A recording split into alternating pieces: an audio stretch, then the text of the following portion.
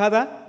దేవుడు భయాలు అన్నింటిలో నుంచి విడిపించారు. నాకు కూడా భయాలు వచ్చినప్పుడు అంతా కూడా నేను వాక్యమే చదువుకుంటాను. వాక్యం చదివితే దేవుడు ఏం చేస్తారు? ఒక వాక్యమును చూపెడతాడు, భయం వద్దని కదా. ఆ వాక్యం అలాగనే నెరవేరిపోతుంది. అంటే మాట ఇచ్చిన వాడు మాటను నెరవేర్చగలడు. అలాగనే ఈ సంవత్సరం అంతా నేను చూస్తూ ఉంటే ఎప్పుడెప్పుడు భయపడ్డానో అప్పుడంతా కూడా ఆయన మాట ద్వారా ఆదరించాడు. మాట ద్వారానే కాదు, తర్వాత ఆయన పని ద్వారా కూడా నన్ను ఏం చేశాడు? ఆ కష్టాల నుంచి, ఆ భయం నుంచి విడిపించాడు. ఒకవేళ మీరు చెప్పాలంటే వారు పడవలో వచ్చినప్పుడు శిష్యులు ఆ సముద్రంలో గాలి తుఫాను వచ్చినప్పుడు వారు భయపడుతూ ఉంటే ప్రభు ఏమన్నాడు? భయపడకండి అని వారిని దాటిచ్చాడు కదా.